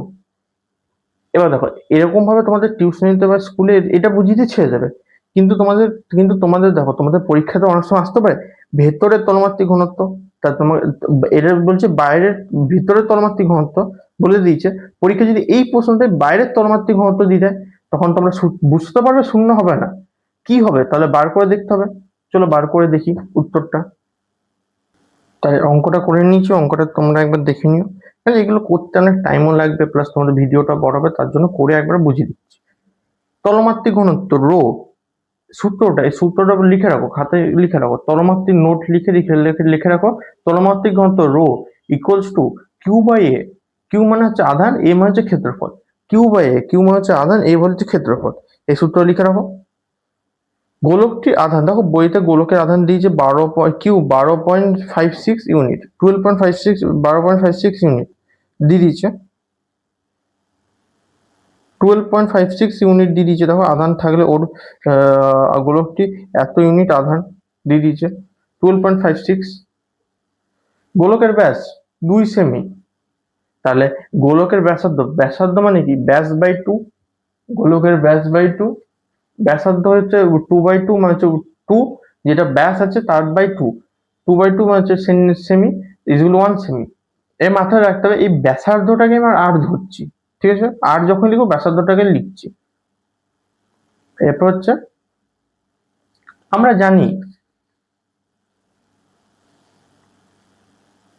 জানি, স্থির তড়িতের ধর্ম অনুযায়ী পরিবাহীর সমস্ত আধান তার বাইরের পৃষ্ঠে অবস্থান করে। আমরা কি জানি? স্থির তড়িতের ধর্ম অনুযায়ী পরিবাহীর সমস্ত তার বাইরের পৃষ্ঠে অবস্থান করে। তাহলে কি হচ্ছে, কোনো গোলকের বাইরের পৃষ্ঠের ক্ষেত্রফল বা পৃষ্ঠের ক্ষেত্রফল হচ্ছে 4πr²। তাহলে এটা কি হচ্ছে, এখানে কিউ বাই এ লিখলাম, এটা কি হচ্ছে? এটা তো ক্ষেত্রফল। ক্ষেত্রফল কিসের ক্ষেত্রফল? আধানগুলি সবসময় বাইরের পৃষ্ঠে অবস্থান করছে, এখনই বললাম। তাহলে এটা হচ্ছে 4πr²। তাহলে সূত্রটা, এই সূত্রটা ভালো করে লিখে রাখো যখন আধানের ক্ষেত্রে পড়বো। তলমাত্রিক ঘনত্ব rho equals to Q by 4πr²। এর জায়গায় 4πr², যেহেতু আধান বাইরের পৃষ্ঠে অবস্থান করছে। এবার কিউ এর মানটা 12.56, 4 এখানে হচ্ছে পাই, পাই মানে হচ্ছে 3.14, পাইয়ের মান 3.14 বসালাম। আর আর স্কোয়ার, আর হচ্ছে 1, তাহলে 1 স্কোয়ার 1, এবার 1 স্কোয়ার হচ্ছে 1 হবে, ওটা ছেড়ে দিলাম। এবার 12.56 আর নিচে 4 দিয়ে গুণ করো। দেখো 4 6, 4 4 16, 6 হাতে থাকলো 1, 4 1 4, আর 1 1 5, 3 4 12, 12.56। দেখো 12.56 উপরে 12.56 গুণটা করবে, তাহলে দুটোই কেটে গিয়ে 1 হচ্ছে। আর ইউনিট, তলমাত্রিক ঘনত্ব ইউনিট হচ্ছে কুলম্ব পার মিটার স্কোয়ার, এটা ইউনিট। আচ্ছা কুলম্ব পার মিটার স্কোয়ার না লিখে, আচ্ছা এখানে ইউনিটটা এখানে অ্যাকচুয়ালি হবে ইউনিট এটা হয় এবার এটা তো এখানে হবে না, দেখো এখানে আমি দেখো এখানে অ্যাকচুয়ালি আমার হ্যাঁতে হ্যাঁ মিলাবে না, দেখো এখানে সেমি আছে, তাহলে নিশ্চয়ই এখানে এটা হবে না, তাহলে এখানে কি হবে 1 ESU পার সেমি স্কোয়ার, যেহেতু সেমি আছে তাহলে এখানে ইউএসইউ কুলম হবে না, ইউএসইউ হবে সিজিএস পদ্ধতিতে। তাহলে এটা 1, তাহলে 1 এটা যে ইউনিট হচ্ছে 1 ইউএসইউ পার সেমি স্কোয়ার, এটা তোমরা জেনে যাবে, এরপরেই একটা প্রশ্ন আছে। আচ্ছা এটা আসেনি ক্যামেরাতে, আচ্ছা 1 ইউএসইউ পার সেমি স্কোয়ার, এটা এখনই একটু পরেই প্রশ্ন আছে, এখন তোমরা জেনে যাবে, এখানে পড়ানোর তো দরকার নেই। তাহলে এক বুঝতে পেরেছো অ্যান্সার। এই যে আমি যেটা করালাম এখনই, এই যে এক, এটা কিন্তু বারবার বলছি, এটা কিন্তু যখনই বাইরের পৃষ্ঠে বলবে তখন, বই কি দিয়েছে, বই ভেতরের পৃষ্ঠে দিয়েছে তা শূন্য, যদি পরীক্ষায় বাইরের পৃষ্ঠ বলে, আমরা বাইরে থেকে জানি বাইরের পৃষ্ঠ আধান আছে, তখন 1 হবে, ভেতর পৃষ্ঠ বলে শূন্য। ঠিক আছে, এবার পরের প্রশ্ন 22 নম্বর। একটি নিরেট ধাতব গোলক সমব্যাসের ফাঁপা গোলকের অপেক্ষায় আধান ধরে রাখবে। দেখো এক্ষুনি কি বললাম, আমরা নিরেট হোক বা ফাঁপা হোক, সে তার বাইরের পৃষ্ঠের বাইরের পৃষ্ঠের যে ক্ষেত্রফল আছে তার সমানই আধান ধরে রাখবে। দেখো একটা গোলক ব্যাসার্ধ সমান, যার ব্যাসার্ধ সমান তার, এখানে দেখো যার ব্যাসার্ধ সমান তার কি হচ্ছে, তার পরিধিটাও সমান, বাইরের পৃষ্ঠে অবশ্যই বাইরের পৃষ্ঠের ক্ষেত্রফলটাও সমান, 4πr²। ক্ষেত্রফল না, বাইরের পৃষ্ঠের পরিধিটা সমান, তাহলে পরিধি যখন সমান হচ্ছে, তাহলে সে গোলক, সে নিরেটই হোক বা ফাঁপা হোক, তার তো সমান আধান ধরে রাখবে, তাই তো নাকি? তাই তো ধরে রাখবে। তাহলে এটা এটা এটা এইটাই উত্তর, তো আমি ছোট করে লিখে দিচ্ছি, ওইটা খাতায় লিখে মনে রাখবে ব্যাস। বুঝতে পারলে তো? ধরো এইটা ধরো গোলক নিরেট আছে, দুটি আধান আছে, এই যে এইদিকে দেখা যাচ্ছে দুটি আধান আছে, দুটি আধান কি আছে পরস্পর থেকে দূর, এ দেখো এই কালিটা আছে আর এই কালিটা আছে, এই দুটি আধান এই পরস্পর থেকে দূরে চলে যাচ্ছে, ফলে কি হচ্ছে নিরেট হলো, এরা বাইরের পৃষ্ঠ বাইরের পৃষ্ঠে কি এই পৃষ্ঠটুকুই অবস্থান করতে পারবে। আবার একটা নিরেট একটা যদি ফাঁপা হতো, ফাঁপার তো এদিকে কোনো অপশনই নেই বাইরের পৃষ্ঠ ছাড়া, ভিতর পৃষ্ঠে কিছুই নেই, ফলে কি হচ্ছে নিরেট হোক ফাঁপা হোক, যদি ব্যাসার্ধটা সেম হয় তাহলে তার আধানও সেম।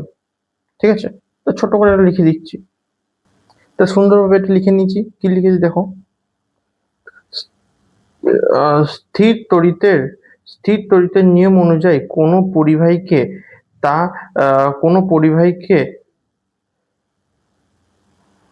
আধান দিলে তা কোনো পরিবাহীকে, এইখানে একটা ছোট্ট মতো কিছু মনে ভুল হচ্ছে, এবার ঠিক আছে। দেখো স্থির তড়িতের নিয়ম অনুযায়ী কোনো পরিবাহীকে আধান দিলে, এখানে আধান দিলে লিখবে, তারপরে লিখবে তা পরিবাহীর ভেতরের অংশে না থেকে সর্বদা বাইরের পৃষ্ঠে ছড়িয়ে পড়ে।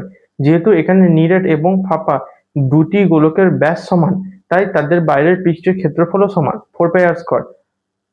আধান ধারণ ক্ষমতা পরিবাহীর বাইরের পৃষ্ঠের ক্ষেত্রফলের উপর নির্ভর করে, ভেতরের উপাদানের উপর নয়, তাই দুটি গোলকই সমান পরিমাণ আধান ধরে রাখবে। শেষ, ধরে রাখবে, শেষ।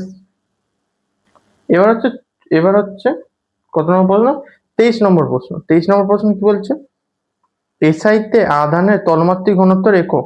এসআইতে আধানের তলমাত্রিক ঘনত্বের একক, তলমাত্রিক ঘনত্ব আমরা কি বললাম, কিউ বাই এ।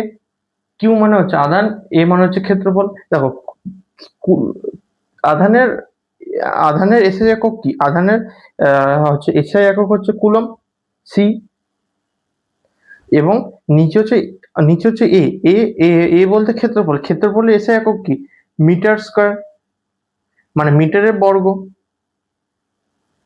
বা বর্গমিটার বা মিটার স্কয়ার। তাহলে এখানে দেখো মিটার স্কয়ার মানে C by M square, by M square মানে কি সি বাই এম স্কয়ার। দেখো এটা উত্তর, সিটা ছোট্ট করে একটা দেখো, এইটুকু জাস্ট লিখেছি, এইটুকু লিখতে পারো। রো মানে কি তলমাত্রিক ঘনত্ব, is equal to Q by A. Q হচ্ছে আধান আর এ হচ্ছে ক্ষেত্রফল। আধানের এসআই একক হচ্ছে কুলম, ক্ষেত্রফলের এসআই একক হচ্ছে মিটার স্কয়ার বা বর্গমিটার। তাহলে সি বাই এম স্কয়ার হয়ে গেল, শেষ আনসার। ওকে, কোশ্চেন শেষ। 24 নম্বর প্রশ্ন। 24 নম্বর প্রশ্ন কি বলছে, 4 সেমি ব্যাসযুক্ত একটি গোলীয় পরিবাহীতে 10 স্ট্যাট কুলম আধান দেওয়া হলো। ওর আধানের তলমাত্রিক ঘনত্ব, এই দেখো তলমাত্রিক ঘনত্ব সেম, তলমাত্রিক ঘনত্ব rho is equal to Q by A. দেখো rho is equal to Q by A, Q এর মানটা দেখো 10 স্ট্যাট কুলম আধান বলে দিয়েছে, এবং এটা হচ্ছে 4 πr²। আরটাকে বার করতে হবে, আর কত বলে, দেখো 4 সেমি ব্যাস বলে দিয়েছে, মানে কি 2 সেমি ব্যাসার্ধ করতে হবে। বাকি উত্তর তোমরাই পেয়ে যাবে, তো আমি ওইটুকু লিখে নিই জাস্ট, তারপরে তোমাদের দেখাচ্ছি। হ্যাঁ, তলমাত্রিক ঘনত্ব রো, তলমাত্রিক ঘনত্ব হচ্ছে রো, তলমাত্রিক ঘনত্ব rho, rho is equal to Q by A, Q হচ্ছে আধান, এ হচ্ছে ক্ষেত্রফল। এখানে আধানটা বলেছে 10 স্ট্যাট কুলম, তা 10টা লিখলাম। এ এ মানে কি হচ্ছে, একটা গোলকের ক্ষেত্রে 4 πr² হবে, গোলকের ক্ষেত্রে 4 πr² হবে, 4 πr² লিখলাম। ব্যাস দেখো তোমাদের বই লিখে দিয়েছে 4 সেন্টিমিটার ব্যাস, তাহলে ব্যাসার্ধ মানে যে 4/2, ব্যাস বাই 2 হচ্ছে ব্যাসার্ধ, তাহলে 2 সেন্টিমিটার। তাহলে কি যে 4 ইন্টু পায়ের মান কত 3.14 ইন্টু আর স্কোয়ারের মান কত 2 স্কোয়ার। এবার 10/4 ইন্টু 3.14 2 স্কোয়ার মানে 4। এখানে দেখো এটাকে কাটলাম 2 দিয়ে, কাটলাম 2, এটাকে 2 দিয়ে কাটলাম 5। এবার তোমরা বলবে এখানে স্যার এখানে 2 ইন্টু 3.14 ইন্টু 4, সেটাকে আবার উপরে আবার 5 আছে, এত বড় তো পারা যাবে না। এখানে একটা ছোট্ট ট্রিক, এই দেখো, এই তোমাদের এখন এমসিকিউ, ক্যালকুলেটর নেই, তোমাদের এখন সহজে ছোট ছোট করে ট্রিক হিসাবে তোমাদের উত্তরটা খালি বার করতে হবে, অপশনটা এলিমিনেট করে দিতে হবে। তাহলে কি করতে হবে, 3.14 কে 3 ধরো, এই যে 3.14টাকে 3 ধরে নাও, তাহলে কত হচ্ছে, উপরে 5 আছে 5 দিলাম, নিচে কত 4 ইন্টু 3, 3 4 12, 12কে 12 24, 24 5/24, 5/24 ভাগ 5/24 করে দেখো, নিজেরাই করো 5/24 কে। ঠিক আছে, তোমরা যখন করছো না আমি করে দিচ্ছি, 5/24, 5/24, তাহলে এখানে নিয়ে নি 5 নিয়ে নি, পয়েন্টের পর 0, 24 থেকে 24 48, 48, তাহলে 48 হয়ে যাবে, 49 2, আর একটা শূন্য চলে আসবে, আর একটা শূন্য নিতে হবে, তাহলে এ শূন্য চলে আসবে। কিন্তু এত বড় কি সংখ্যা আছে আদৌ, তুমি দেখো তো, দেখো এখানে উত্তরটা আমি এখানে রাখলাম জাস্ট, এই দেখো আমাদের ওইখানে উত্তর, আর এখানে দেখো উত্তরটা কত আছে 0.05, এটা হবে না, এটা ক্যান্সেল প্রথমেই। দেখো সব ইউনিট আর সব ইউনিটগুলি সেম, তাহলে ঠিক আছে। এটা 0.1, এটা হবে না, আমার 0.2 বেরিয়েছে, 0.4 হবে না, দেখো 0.2। একটুখানি বুদ্ধিটা খাটিয়ে দেবে, 3.14 কে 3, 8.13 কে 8, এরকম ধরে করে করবে, তাহলে সহজ হবে, দেখো কত সুন্দর সহজ। তাহলে 0.2 স্ট্যাট কুলম পার সেমি স্কোয়ার, এটাই উত্তর। এবার আজকেকার লাস্ট এমসিকিউ, 2 কুলম্ব তড়িতাদান ইলেকট্রন সংখ্যা হবে, এইটা আমরা আগেও করেছি, আবারও করছি, চলো। 2 কুলম্ব তড়িতাদান ইলেকট্রন সংখ্যা, এটা সেম ওই পুরোনো অঙ্কটার মতো, Q is equal to N E, quantum সূত্র থেকে হয়ে যাবে। তাহলে এনটা আমাদের এখানে এনটা বার করতে বলেছে, কিউ বলে দিয়েছে 2 কুলম, আর ইটা তো আমরা জানি, তাহলে এনটা বার করে দিই। অঙ্কগুলো পুরোপুরি আমার করার দরকার নেই, অঙ্কগুলো তোমাদের সামনেই করবো, ঠিক আছে, তাহলে বেশি ভালো। দেখো Q is equal to N E, এটা লাস্ট প্রশ্ন 25, কোয়ান্টাম সূত্র থেকে আমরা পড়লাম। কি দেখো প্রশ্নে আমাকে কি বললো বার করতে বলছে, ইলেকট্রন সংখ্যা এন, তাহলে Q is equal to N E, তাহলে এনটা কি হবে, ইটা গুণে আছে, তাহলে ভাগে চলে যাবে কিউ বাই ই। কিউ এর মানটা কত, কিউ এর মান 2 কুলম বলে দিচ্ছে, এর 10 টাকা না ছাড়ো, 10 টাকা ধরা দরকার নেই, 2 কুলম, না এটাকে নিচে ভালো করে লিখে তাহলে বুঝতে পারবে, Q is equal to 2 coulomb, ইটার মানটা কত 1.6 ইন্টু 10⁻⁻19 কুলম, আমরা ইলেকট্রনের সংখ্যা, ইলেকট্রনের আধান জানি।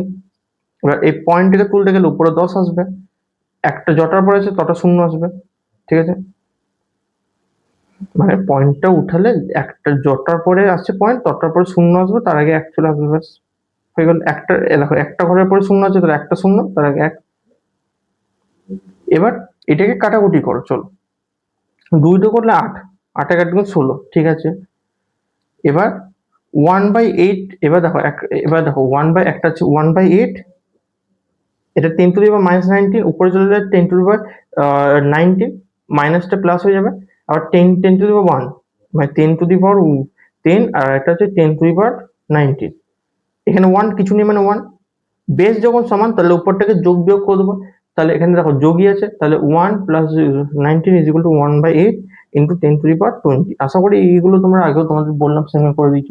1/8 করি, আমিও ক্যালকুলেটর ব্যবহার করবো না, তোমরাও ব্যবহার করবে না, 1/8, 8 নিয়ে 1 নিয়ে নিলাম, পয়েন্টের পর শূন্য, 8 এর 8 গুণ 16, না 8 একে 8 হবে, 16 হবে না, 8 একে 8, 2 আসছে, শূন্য, 8 এর 8 2 16, 4 0 5 8 40 শেষ। আর যদি বেশি না আসতো কিছুটা 3টে সংখ্যা বার করে 4 নম্বর সংখ্যা বার করে ছেড়ে দিতাম, ঠিক আছে। তাহলে 0.125 ইন্টু 10⁻20। এবার আমাদের উত্তরে কি বলেছে, উত্তরে বলেছে 12 পয়েন্ট করে, 12.5 12 পয়েন্ট করে বলেছে, তাহলে 12 পয়েন্টে বার করতে হবে। তাহলে 12.5 ইন্টু 10⁻, কত হবে? দেখো এখানে আমি এটাকে আগে একবার আমি প্রথমের অঙ্কগুলোতে সুন্দরভাবে এটা বুঝিয়েছি। এখানে ভাগটা হচ্ছে 1 ঘর 2 ঘর 3 ঘর, মানে 3টে জিরো, মানে হচ্ছে 1000 দিয়ে ভাগ ছিল, সেখানে আমি এখানে 10 দিয়ে ভাগ করছি, মানে কি গুণ করছি, এখানে গুণ করছি 100 দিয়ে, তার জন্য তো কাটছে। 0.125, এটাকে যদি সরাই 1 2 3, একটা দুটো তিনটে শূন্য আছে, এখান থেকে আমি নিয়ে যাচ্ছি হচ্ছে এটাকে 12.5 আছে, 12.5 আছে, মানে কি পয়েন্ট ওপর শূন্য 10 আছে, এখান থেকে এটাকে নিয়ে যাচ্ছি, কি করছি আমি, করছি হচ্ছে 100 দিয়ে গুণ করছি, তাহলে তো আমার এটা আসছে।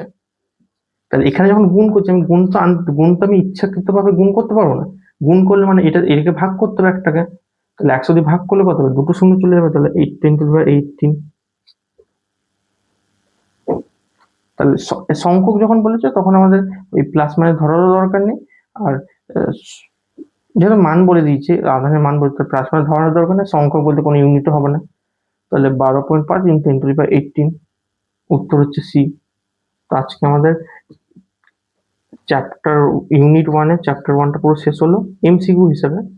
এরপরে এর পরীক্ষা সংক্রান্ত প্রশ্ন, তারপরে এর নিউমেরিক্যালস এবং বাকি যতগুলো অ্যাসাসেন ফিলিং দ্য ব্ল্যাঙ্কস হয়ে গেল, অ্যাসাসেন রিজনিং হয়ে গেল, রিঅ্যারেঞ্জ সেন্টেন্স, ট্রু ফলস, যতগুলো আছে যা যা আছে সব করে দেওয়া হবে একটা একটা পার্ট ধরে, এবং পরবর্তীকালে পরের চ্যাপ্টারগুলো হবে। থার্ড সেমিস্টার একটু দেরি করে স্টার্ট করা হলো, ফোর্থ সেমিস্টার প্রথম দিন থেকে পরীক্ষা শেষের পর থেকে ভিডিও আসতে চালু করবে, তাই চ্যানেলটিকে সাবস্ক্রাইব এবং এই ভিডিওটাকে লাইক করে দিও এবং বন্ধুদের মধ্যে শেয়ার করে দিও। দেখো তোমরা হয়তো কোথাও কোথাও টিউশনি পড়তে পারো, এবার কখনো কোনো প্রশ্নের অসুবিধা হলে তাহলে তোমরা এখান থেকেও দেখতে পারো। আর যদি তোমরা মনে করো যে অনলাইন কিছু পড়তে চাও তাহলে দেখতেই পারো এখান থেকে, সব প্রশ্ন সব কিছু ধরে ধরে কমপ্লিট করা হবে, ঠিক আছে।